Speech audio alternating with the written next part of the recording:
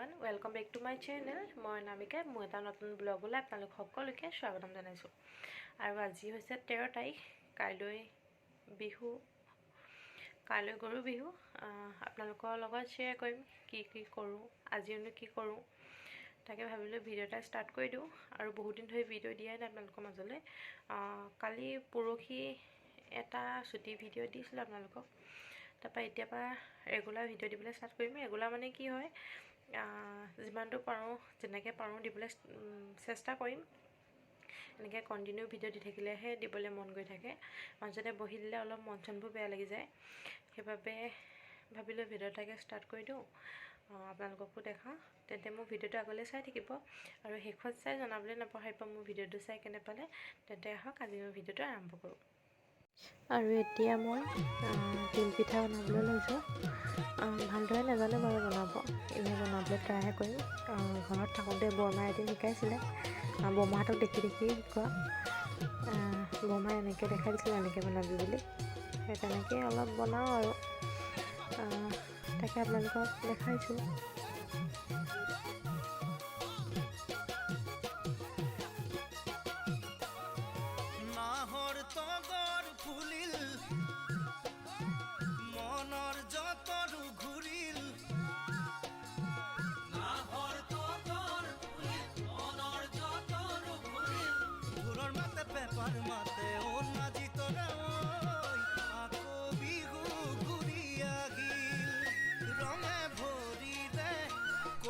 পাহে পাহে পুহি মেলিলে লঠঙা ডালতে গৰু জানো বিহু লগা নাই নাচি তৰা মুগাৰ সাজত দেখি তোক ভালে লগা নাই মুগাৰ সাজত দেখি তোক ভালে লগা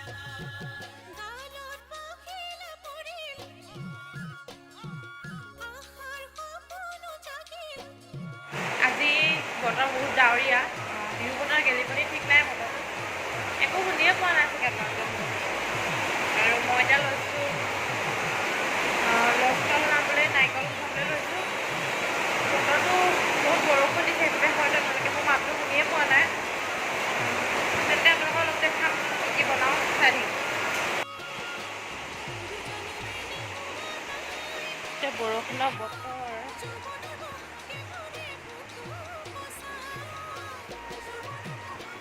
মই এতিয়া পাছফালে আহিছোঁ। আগফালে মিচিকৰ লগত ভণ্টি খেলি আছে। সি তাৰ লগত আছে। এয়া মায়ে জেতুকা পাত উলিয়াই আছিলে। মই ইয়াতে বহি লৈ ভাবিছোঁ নাৰিকলকেইটা গুচাই লওঁ। দুইজনীয়ে কথা পাতি থকা হ'ব আৰু নাৰিকল গুচোৱা হ'ব। এতিয়া চাই থাকিব ভিডিঅ'টো আগলৈ।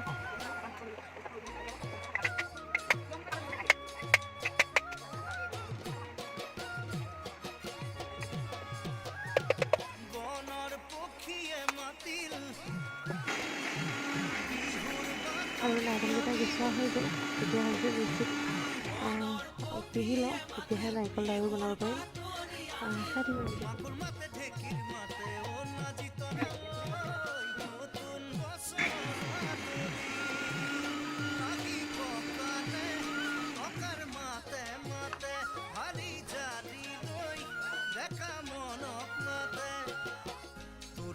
কঁকাল ঘূৰা নাই নাজি তৰা তোকে নচানে দেখি মোৰ মনে ভৰা